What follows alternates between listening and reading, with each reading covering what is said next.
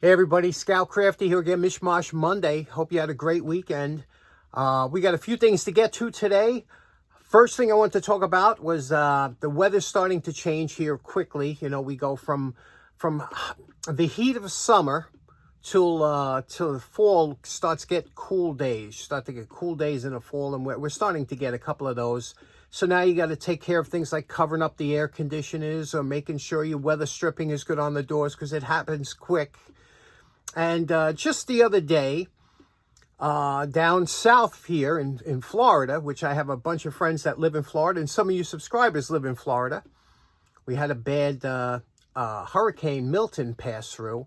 But the funny thing is that actually Helene, I think, was even worse, right? Because you know what's so funny? They were trying to show the destruction of Milton because they were talking it up so much on the news.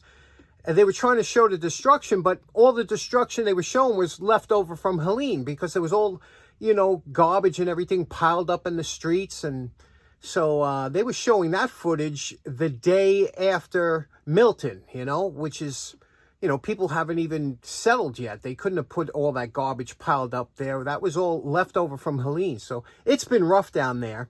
2 hurricanes in such short proximity.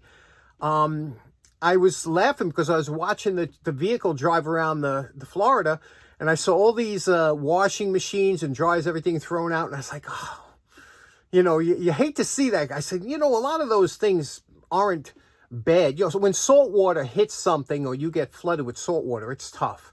Salt water is worse than fresh water, obviously, especially for some of the washing machines, dryers, electronics, things like that. But for a lot of those could be dried out and, you know, used, but I'm sure the insurance company, people just, you know, write it off, whatever the case may be. However, after this, I don't know if there's going to be insurance available down Florida anymore. It's a very difficult area. Throughout my whole life, and again, I know people that live down Florida. We have relatives. We always used to say, like, Florida, you know, it's one thing about the heat, but the fact that you can get, you know, pummeled by hurricanes, you're right in the hurricane belt over there. And same thing with the states that are in the tornado belt, you know. You got Western Tennessee, you got Oklahoma. You think about that and you say, geez, sometimes you think it's just a matter of time. And it's different with the tornado belt because you never know where it can touch down. But it seems like all of Florida is in the danger zone. And sometimes I see these homes that are built so precariously next to the water, the ocean. Now, I live near the water. I live only a couple blocks away from the East River, but that's just a kind of a river. And the Long Island Sound, it's really not part of the ocean, is tremendously strong. And just living near it would make me shudder. I couldn't even imagine if somebody offered me a home for free on the beach. They said it's free. I'd be like, you can keep it. There's no way I'm going to live on the beach on the way. You know, you got these rogue waves. You got every kind of storms. You know, you can't trust living near the ocean. And they put their houses on stilts like that's going to help. You get pummeled with these hurricane force winds. Do you know what I mean? I remember when I was a young man and I went to California to go out there. Just barely 21 years old. And I remember the first time I was out there and I was on a bus and I was looking up, and they were on the dirt mountain, they were building homes on the side of the mountain. And even as a young man, I said to myself, what kind of maniac builds a home on a cliff? I mean, what do you, especially California with the earthquakes and everything. And so I'm thinking the same thing. When people show me people crying about we lost our house and they live on the beach, I got to tell you, it kind of falls on deaf ears with me. You know, I'm like, you live on the beach. You know what I mean? It's like if you build a house on a volcano and eventually that volcano spits out some lava and you say, yeah, we were destroyed.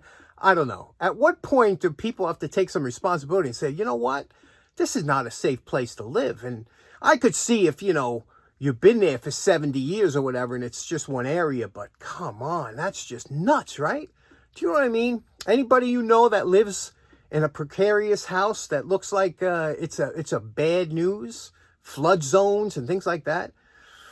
I don't know. It's different if you're a mile or two inland. At least you could say, you know, I'm far inland. I didn't think this would happen, but when you're right on the ocean, when you can see seashells from your house, there's an issue. There's a problem.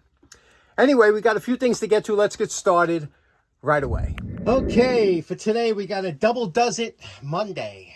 Felt like doing these two today. A couple people were asking about this bad boy that I picked up. Again, inexpensive, but this is a Utica 1000. One of my favorite pliers of all time, the Utica 1000. What a fantastic pliers this is. But you can see here it's kind of been left out for a while. And then, of course, this just simple S wrench. And, you know, S wrenches are, there's just something beautiful about the whole design of them. Whether or not we use them too much, this is another kind of tool that we really don't use too much today. Even as an auto mechanic, you very rarely use this. And again, because of the steels back then weren't equivalent to what we have today, they had to build the wrenches thicker.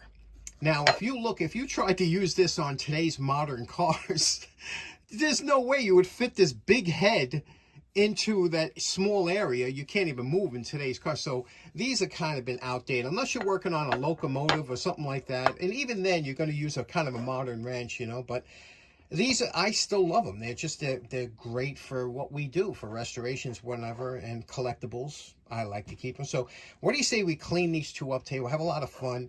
Get these. Everybody likes to see a nice before and after. These aren't too bad. No sense for wrapper rust, because first we're going to do a wire brush. Let's do that real quick.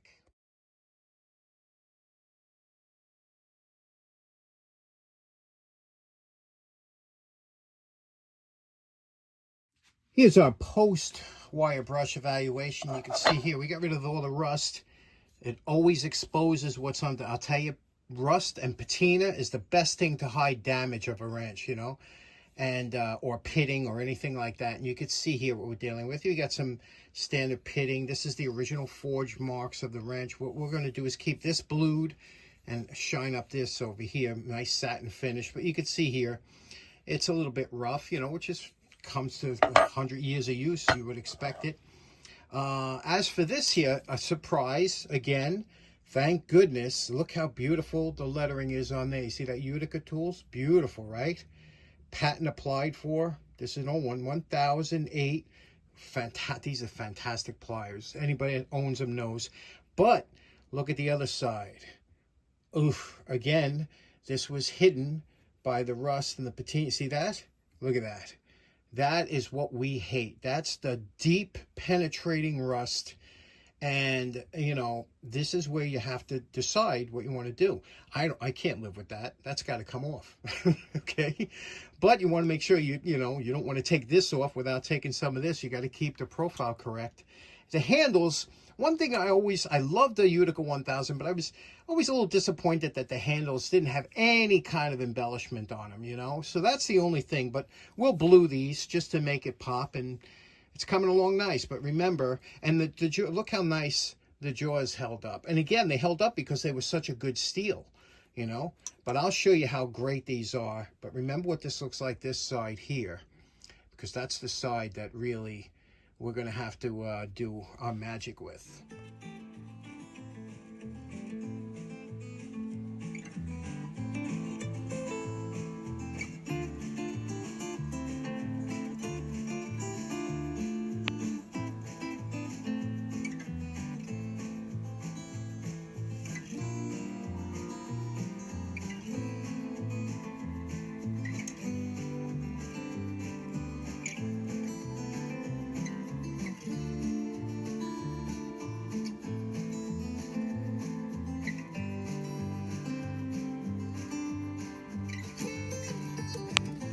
Okay, here we go. We have, now we have to take it to the fiber wheel. You see, this is with going all the way down the belts to the finest belt that I have. You can see the finish on it. It's a very nice finish. We could polish it just like this, but the fiber wheel will take off any of, and again, we did the bevels on the edge, just a slight bevel so that it's not sharp in your hands. And the handles we're going to leave as they are. You know, we cleaned them up with the wire brush, and we'll scrub them and then blue them. Same thing with here. We just took off any of the sharp edges, because when you hold this wrench, you want it to be smooth. And the same thing, a little bit of waves here, that'll be taken out with the 5-wheel, because it kind of leaves a satin finish, you know, not so shiny. So let's do that now, and then we'll hit it with a little polish, bluing, and we'll be back when it's done. And you know, my favorite part, remember what these two 25-cent tools look like before we started? And we're calling this project done. This was fun. Double project. We haven't done one of those in a while. This here, the S-wrench, you could see here, this is exactly how these tools would have come from the factory. Bluing on the handle, and the top would have been ground down just to give it a better appearance, and you can see how nice that looks, right? These S-wrenches are always pretty. Nice wall hangers or whatever you want for them. So that came out nice. And then, of course, my favorite, the Utica 1000s. Take a look at that. We're able to keep all that beautiful writing on there, that beautiful deep stamping, patent applied for, and you can see the bevel we put on the edge so it doesn't look like it was worked on. Remember that it had all the pit marks on one of them sides. They're all gone. Everything is perfect. The jaws are just pristine on this, aren't they? So nice to see one when you get one that isn't abused. And the handles, that's a lot of it's the original bluing. I just touched up where it wasn't. And there we go. This is just how you would have got these pliers back 80, 100 years ago, these Utica 1000. Let me tell you why these are such a great plier. Besides having just a great feel in the hand, you know, they're not overly wide at the bottom. You get a lot of leverage. But they also had 4 cutters, okay? 1, 2, 3, and 4. And these cutters work great. Let me show you how these cutters work. Now here I just have some scrap copper wire, but you could see here, let's say you were working on here. Now you could cut it like this here from this cutter, okay? Cuts, of course, copper's going to cut easy, again, from this side. And then you could cut the 2 sides here like this, okay? Look how nicely these cut. And these, you know, these side-by-side cutters are super strong. They will cut through anything. Hanger wire, barbed wire, anything that you have. And these side-by-side cutters are extremely durable. And again, you had 4 of them. So if you dulled one out a little bit, you could flip it over and use the other side. What a beautiful pair of pliers these are today. And this is the 8-inch. You see them a lot in the 10-inch. They came in the 10-inch, the 8-inch. Just lovely. Whenever I see these, I grab them up, especially for 25 cents. Okay, so in closing, kind of a short one today to get your week started and hopefully give you some incentive to get in the shop and clean something up. Hope you enjoyed today's episode. We will see you again on Wednesday. Take care now. Bye-bye.